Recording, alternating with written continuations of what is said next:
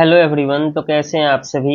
देखिए, आने वाले एग्जाम को देखते हुए हम लोग साइंस के क्वेश्चन का प्रैक्टिस कर रहे हैं। तो आइए देख लेते हैं। कई वीडियो क्वेश्चन है, जैसे बिच्छू बूटी की पत्तियों के दंशन रोम मानव शरीर तरल अंतः क्षेपित मतलब इंजेक्ट करते हैं जिससे जलन पीड़ा होती है, यह तरल क्या है। जैसे बिच्छू काट लेता है तो वो एक तरल को इंजेक्ट कर देता है, लिक्विड को आपके शरीर में, उससे जलन और पीड़ा होती है। उस लिक्विड को क्या कहा जाता है, वो कौन सा एसिड होता है। ऑप्शन है ए मेथेनोइक अम्ल, बी टार्टेरिक अम्ल, सी हाइड्रोक्लोरिक अम्ल, डी सल्फ्यूरिक अम्ल। तो इसका सही आंसर क्या होगा, मेथेनोइक अम्ल। इसी को हम फॉर्मिक एसिड भी बोलते हैं। ठीक है, फॉर्मिक एसिड। नेक्स्ट क्वेश्चन है, जब लोग खाद्य के अपचन से पीड़ित होते हैं तो मिल्क ऑफ मैग्नेशिया का प्रयोग किया जाता है, यह क्या है। प्रबल क्षारक मतलब स्ट्रॉन्ग बेस, बी मृदु क्षारक माइल्ड बेस, सी प्रबल अम्ल मतलब strong acid, D mild acid. इसका सही आंसर क्या होगा, मृदु क्षारक, माइल्ड बेस होता है ये। और देखिए, मिल्क ऑफ मैग्नेशिया का फुल फॉर्म क्या होता है, मतलब केमिकल नेम MgOH का होल 2, मैग्नीशियम हाइड्रोक्साइड बोलते हैं। नेक्स्ट है, निम्नलिखित में से कौन सा धातु युग्म ऊष्मा का बहुत अच्छा चालक है। ठीक है, तो आपको बताना है कि जो मेटल्स है which one are very good conductor of heat. ठीक, ऑप्शन है ए रजत और ताम्र, सिल्वर और कॉपर, बी रजत और सीसा, सिल्वर और लेड, सी कॉपर और मरकरी, ताम्र और पारा, और डी सीसा और पारा, लेड और मरकरी। तो इसका सही आंसर क्या होगा, रजत और ताम्र मतलब सिल्वर और कॉपर। ये नेक्स्ट क्वेश्चन है, विद्यालय की घंटियां धातु से निर्मित होती है क्योंकि धातु होते हैं ए अघातवर्ध, मेलिएबल, बी ध्वनिक, सोनरस, सी तन्य डक्टाइल, डी द्युतिमय लस्ट्रस। तो इसका सही आंसर क्या होगा, स्नोरस होते हैं, ध्वनिक होते हैं, इसलिए जो घंटियां होती है धातु की बनी होती है। नेक्स्ट क्वेश्चन है, टिक्चर ऑफ आयोडीन के बारे में निम्नलिखित कथनों पर विचार कीजिए। पहला है, यह पूर्तिरोधी मतलब एंटीसेप्टिक विलयन होते हैं। दूसरा है, आयोडीन को एल्कोहल जल मिश्रण में रखा जाता है। तीसरा है, आयोडीन की सांद्रता अत्यंत निम्न होती है। उपयुक्त तत्वों में से कितने सही बताना है, इन तीनों में से कौन कौन सही है। तो देखिए, जो टिक्चर ऑफ आयोडीन होते हैं ये एंटीसेप्टिक सॉल्यूशन ही होते हैं। दूसरा चीज है कि आयोडीन को अल्कोहल जल मिश्रण में रखा जाता है, बिल्कुल इसमें जो इथाइल अल्कोहल है वो मिक्स होता है। ठीक है, और जल तो होता ही है। और आयोडीन की सांद्रता अत्यंत निम्न होती है। तो तीनों ही सही है, इसका आंसर सी हो जाएगा। क्वेश्चन है, वनस्पति कोशिकाओं के बारे में बताना है। ए केंद्रक को झिल्ली की आवश्यकता नहीं होती है, जो न्यूक्लियस होता है उसको मेम्ब्रेन की आवश्यकता नहीं होती है, लेकिन हरित लवक जो क्लोरोप्लास्ट होता है चारों ओर से उसकी अपनी झिल्ली से घिरे होते हैं, वो मतलब सराउंडेड होता है देयर ओन मेम्ब्रेन। बी है, केंद्रक और हरित लवक पृथक रूप से अपनी अपनी झिल्ली से घिरे होते हैं, मतलब न्यूक्लियस और क्लोरोप्लास्ट जो है दोनों ही सराउंडेड होते हैं separately by their own membrane. सी है, केंद्रक चारों ओर से झिल्ली से घिरा होता है लेकिन हरित लवक को झिल्ली की आवश्यकता नहीं होती है। डी है, केंद्रक और हरित लवक दोनों किसी झिल्ली से नहीं घिरे होते हैं। तो इसका सही आंसर क्या होगा, बी होगा। जो केंद्रक और हरित लवक है वो पृथक रूप से अपनी अपनी झिल्लियों से घिरे होते हैं। तो न्यूक्लियस एंड जो chloroplast are surrounded separately by their own membrane, ये ध्यान रखना है। क्वेश्चन है, निम्नलिखित में से कौन सा कथन स्टार्च और ग्लाइकोजन के बारे में सही है। आपके ऑप्शन है ए स्टार्च और ग्लाइकोजन दोनों वनस्पति कोशिकाओं में पाए जाते हैं, बी स्टार्च और ग्लाइकोजन दोनों प्राणी कोशिकाओं में पाए जाते हैं, सी स्टार्च वनस्पति कोशिकाओं में विद्यमान है और ग्लाइकोजन प्राणी कोशिकाओं में विद्यमान है। सी स्टार्च और ग्लाइकोजन दोनों ही वनस्पति कोशिकाओं के साथ साथ प्राणी कोशिकाओं में भी विद्यमान है। वनस्पति कोशिका को क्या बोलते हैं, प्लांट सेल। ठीक है, और प्राणी कोशिका को क्या बोलते हैं, एनिमल सेल। बस, तो आपको बताना है कि स्टार्च कहाँ पाया जाता है और ग्लाइकोजन कहाँ पाया जाता है। तो स्टार्च जो है देखिए, ये जो प्लांट सेल होता है उसमें विद्यमान होता है, जबकि ग्लाइकोजन जो होता है ये एनिमल सेल में विद्यमान होता है। तो इसका आंसर सी हो जाएगा। प्रकाश संश्लेषण की प्रक्रिया के बारे में, फोटोसिंथेसिस प्रोसेस, कौन सा कथन सही है ये बताना है आपको। ए, प्रकाश ऊर्जा सीधे गतिज ऊर्जा में रूपांतरित होती है, मतलब light energy directly converted into kinetic energy, जिससे कार्बन डाइऑक्साइड का ऑक्सीकरण होता है, तो ऑक्सीडाइड हो जाता है कार्बन डाइऑक्साइड। बी, प्रकाश ऊर्जा सीधे रासायनिक ऊर्जा में रूपांतरित होती है, मतलब light energy converted into chemical energy, ठीक है, जिससे जल का अपचयन होता है, मतलब रिडक्शन ऑफ वाटर होता है। सी है, क्लोरोफिल प्रकाश की रासायनिक ऊर्जा को अवशोषित करता है, जिससे कार्बन डाइऑक्साइड का ऑक्सीकरण होता है। डी है, पर्णहरित मतलब क्लोरोफिल जो है प्रकाश ऊर्जा को अवशोषित करता है, अब्जॉर्ब कर लेता है, जिससे कि जल अणुओं का विभाजन होता है एंड कार्बन डाइऑक्साइड का अपचयन करती है, ठीक है। तो जो सही आंसर होगा वो डी होगा। जो क्लोरोफिल होता है वो एब्जॉर्ब कर लेता है लाइट एनर्जी को और स्प्लिट कर देता है इसको, वाटर मॉलिक्यूल्स को, and reduction of carbon dioxide हो जाता है। क्वेश्चन है कि क्वासियोकोर कुपोषण का एक प्रकार है, माल न्यूट्रिशन का एक प्रकार है, वो किसकी कमी के कारण होता है। आपके ऑप्शन है ए, मिनरल्स मतलब खनिज, विटामिन, सी, वसा, फैट, डी, प्रोटीन। तो इसका सही आंसर क्या होगा, प्रोटीन की कमी से होता है क्वासियोकोर। निम्नलिखित में से कौन सा एंजाइम युग्म अम्लीय पीएच पर क्रिया नहीं करता है। आपके ऑप्शन है ए, ट्रिप्सिन और पेप्सिन, बी है काइमोट्रिप्सिन और पेप्सिन, सी है ट्रिप्सिन और एमिलेज जिसको एमाइलेज भी बोलते हैं, डी पेप्सिन और एमिलेज।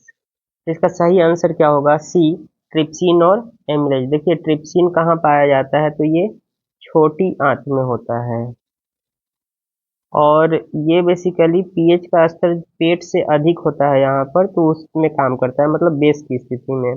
एमिलेज कहाँ है, सलाइवा ग्लैंड में होता है, जिसको लार भी बोलते हैं, जो आपके मुख में होता है, ठीक है। ये कार्बोहाइड्रेट का पाचन करता है और ये भी बेसिकली जो माइल्ड स्थिति होती है बेस की उसमें काम करता है बेटर।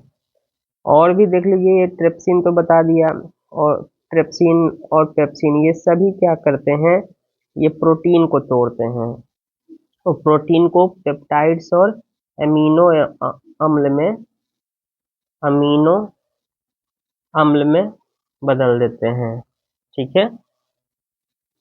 काइटो काइमोट्रिप्सिन भी प्रोटीन को ही तोड़ता है और एमाइलेज जो है कार्बोहाइड्रेट को, ठीक है, कार्बोहाइड्रेट है। किसके उपापचय मतलब मेटाबॉलिज्म से यूरिया उत्पन्न होता है। ऑप्शन है ए, प्रोटीन, बी, कार्बोहाइड्रेट, सी, लिपिड, डी, प्रोटीन और कार्बोहाइड्रेट दोनों। तो सही आंसर क्या होगा, प्रोटीन।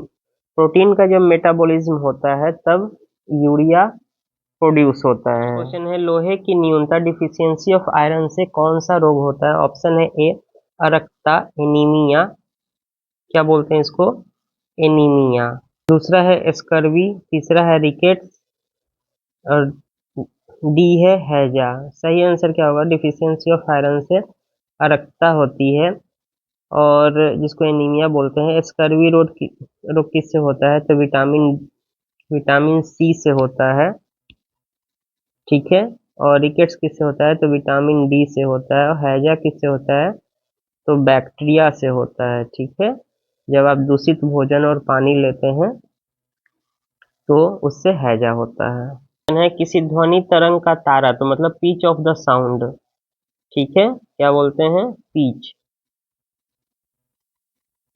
निम्नलिखित में से किस विशिष्टता पर निर्भर करता है। आपके ऑप्शन है ए, चाल, स्पीड, बी, प्रबलता, लाउडनेस, सी, आयाम, एम्पलीट्यूड, डी, आवृत्ति, फ्रीक्वेंसी। तो सही आंसर क्या होगा, फ्रीक्वेंसी पर निर्भर करता है आपका पिच, ठीक। नेक्स्ट क्वेश्चन है, किसी परिपथ में विद्युत धारा मापने के लिए प्रयुक्त यंत्र, कौन सा डिवाइस उपयोग किया जाता है, वो क्या कहा जाता है। ऑप्शन है ए, मीटर, बी, मोटर, सी, वोल्ट मापी, डी, जनित। तो इसका सही आंसर क्या होगा कि विद्युत धारा मापने के लिए प्रयुक्त डिवाइस को हम एमीटर कहते हैं। मोटर जैसे पहले जान लीजिए, वोल्ट मापी या वोल्ट मीटर किसको बोलते हैं, तो दो बिंदुओं के बीच में जो वोल्टेज है उसको मापने के लिए हम उपयोग करते हैं वोल्ट मीटर का। ठीक है, इसको विभवांतर भी बोलते हैं। और जनरेटर का काम क्या होता है, तो जनरेटर क्या करता है कि जो मैकेनिकल एनर्जी है उसको इलेक्ट्रिक एनर्जी में ट्रांसफर करता है, बदल देता है, कन्वर्ट करता है। मोटर क्या करता है कि जो इलेक्ट्रिक एनर्जी है उसको मैकेनिकल एनर्जी में चेंज करता है। ठीक, नेक्स्ट क्वेश्चन है कि रोगी के आहार में जो पेशेंट का मील होता है, निम्नलिखित में से कौन सा धातु लवण मतलब जो मेटल सॉल्ट होता है देने के बाद रोगी के उदर, जो रोगी का एब्डोमेन होता है जिसके अंदर आहार नालिका होती है, एलिमेंट्री कैनाल बोलते हैं, कि जांच एक्सरे से की जा सकती है। ऑप्शन है ए बेरियम सल्फेट, बी है बेरियम क्लोराइड, सी है स्ट्रोंशियम सल्फेट, डी है मैग्नीशियम क्लोराइड। तो सही आंसर क्या होगा, जो बेरियम सल्फेट होता है वो दिया जाता है तब हम एक्सरे, बेरियम सल्फेट नामक जो मेटल सॉल्ट होता है वो दिया जाता है और फिर एक्सरे की जांच की जाती है। रुधिर अंग और शुक्र मतलब जो ब्लड होता है, ऑर्गेन होता है और सीमेंस होते हैं, जैसे जैव ऊतक के भंडारण के लिए निम्न तापमान की आवश्यकता होती है, जिससे किसके प्रयोग से प्राप्त किया जा सकता है। आपके ऑप्शन है ए द्रव नाइट्रोजन, बी ठोस कार्बन डाइऑक्साइड, सी द्रव वायु और डी हीलियम। तो आपका सही आंसर क्या होगा, द्रव नाइट्रोजन जो होता है उसी को निम्न तापमान पर रखने पर हम इसको परिरक्षित कर सकते हैं। क्वेश्चन है रेल पटरियां जोड़ने में किसके साथ अभिक्रिया के लिए लौह ऑक्साइड का प्रयोग किया जाता है। तो लौह ऑक्साइड के साथ क्या हम अभिक्रिया करवाते हैं। ऑप्शन है ए एल्यूमिनियम, बी जस्ता, सी ताम्र, डी टीन। तो सही आंसर क्या होगा, ए एल्यूमिनियम के साथ हम इसको ज्वाइंट के रूप में उपयोग करते हैं। क्वेश्चन है मानव शरीर में वसा का भंडारण कहाँ होता है, जो फैट्स होते हैं वो कहाँ पर स्टोर होते हैं। आपके ऑप्शन है ए एडिपोज ऊतक, एडिपोज टिश्यू, बी लाल रुधिर कोशिका रेड ब्लड सेल, सी पेशी ऊतक मसल्स टिश्यू, डी उपकला ऊतक मतलब इपिथेलियल टिश्यू। सही आंसर क्या होगा, एडिपोज जो टिश्यू होता है उसी में फैट्स क्या होते हैं, स्टोर होते हैं। निम्नलिखित में से कौन सी झिल्ली की विशेषता है। ऑप्शन है ए फॉस्फोलिपिड्स अणु का द्विस्तर जिसमें प्रोटीन और कोलेस्ट्रॉल अंतः स्थापित होते हैं। तो जो by layer of phospholipids molecule है, ठीक है, उसी में प्रोटीन और क्लोरीन क्या होता है, इम्बेडेड होता है। बी प्रोटीन अणु का द्विस्तर जिसमें लिपिड और कोलेस्ट्रॉल अंतः स्थापित होता है। सी उदासीन लिपिड का द्विस्तर जिसमें प्रोटीन और कोलेस्ट्रॉल अंतः स्थापित होता है। डी उदासीन लिपिड का द्विस्तर जिसमें कोलेस्ट्रॉल और प्रोटीन नहीं होते हैं। तो आपके जो सही आंसर होंगे ए होगा, जो फॉस्फोलिपिड अणु का द्विस्तर होता है जिसमें प्रोटीन और कोलेस्ट्रॉल अंतः स्थापित होता है। क्वेश्चन है मानव आहार नलिका जो एलिमेंट्री कैनाल होते हैं कि निम्नलिखित में से किस भाग की लंबाई सबसे अधिक हो सकती है। ऑप्शन है ए आमाशय स्टोमक, बी क्षुद्रांत स्मॉल इंस्टेंटाइन, सी बृहदांत लार्ज इंस्टेंटाइन, डी मलाशय रेक्टम। तो सही आंसर क्या होगा, स्मॉल इंस्टेंटाइन।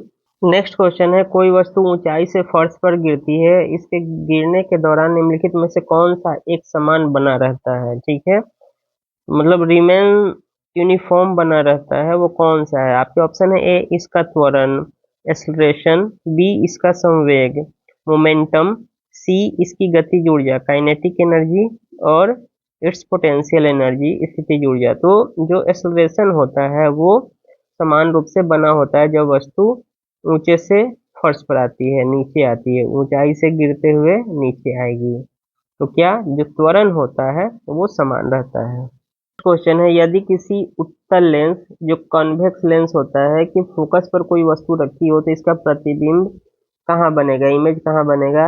ए उसी ओर फोकस पर, दूसरा दूसरी ओर फोकस पर, सी लेंस के संपाती, डी अनंत पर। तो सही आंसर क्या होगा? इनफाइनाइट पर बनेगा।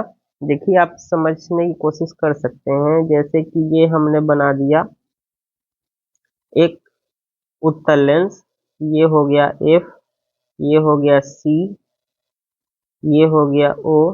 अगर हम वस्तु को एफ पर रखेंगे तो ये वस्तु इधर से गया और ये सीधे निकल जाएगा और एक रे जो होगी इससे गुजरेगी और इमेज जो होगा अनंत पर बनेगा। ठीक, तो ये ध्यान रखना है। किसी उत्तल लेंस के अपर्चर के बारे में निम्नलिखित में से कौन सा कथन सही है? आपके ऑप्शन है ए, यह इसकी वक्रता त्रिज्या के बराबर होता है, मतलब रेडियस ऑफ कर्वेचर के इक्वल होता है। बी, यह इसकी फोकस दूरी के बराबर होता है, जो फोकल लेंथ होता है उसके इक्वल होता है। सी, यह इसकी वक्रता त्रिज्या से स्वतंत्र होता है, independent of its radius of curvature. D, इसकी फोकस दूरी के आधे के बराबर होता है, मतलब half of its focal length. तो सही आंसर क्या होगा? सी, यह इसकी वक्रता त्रिज्या से स्वतंत्र होता है। क्वेश्चन है, जब जल को 0 डिग्री से 4 डिग्री तक गर्म किया जाता है तो इसके घनत्व पर क्या प्रभाव पड़ता है? तो डेंसिटी पर क्या प्रभाव पड़ेगा? ए, यह स्थिर बना रहेगा, रिमेन्स कांस्टेंट। बी, इसमें वृद्धि होगी, इंक्रीज करेगा। सी, इसमें ह्रास होगी, डिक्रीज करेगा। डी, पहले इसमें वृद्धि होगी, मतलब first increase then decrease to its original value, और बाद में इसमें इसके मूल मान तक ह्रास होगी। तो सही आंसर बी होगा, इसमें वृद्धि होगी। जो अगर हम गर्म करेंगे 0 से 4 डिग्री तो जो घनत्व होगा डेंसिटी वो इंक्रीज करने लगता है। नेक्स्ट क्वेश्चन है, भूपृष्ठ पर गुरुत्व के कारण त्वरण किस पर निर्भर करता है? ठीक है, आपको बताना है। ऑप्शन है ए, केवल इसके द्रव्यमान पर, मास पर। केवल इसकी त्रिज्या पर, रेडियस पर। सी, इसके द्रव्यमान और त्रिज्या दोनों पर, मतलब मास एंड रेडियस बोथ।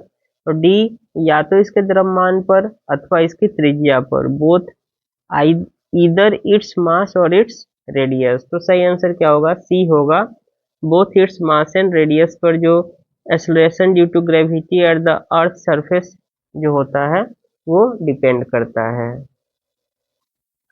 चलिए तो मिलते हैं नेक्स्ट क्लास में, तब तक चैनल पर नए हैं तो सब्सक्राइब करें, लाइक करें, शेयर करें, बेल आइकन को दबाएं, नोटिफिकेशन पाएं। धन्यवाद।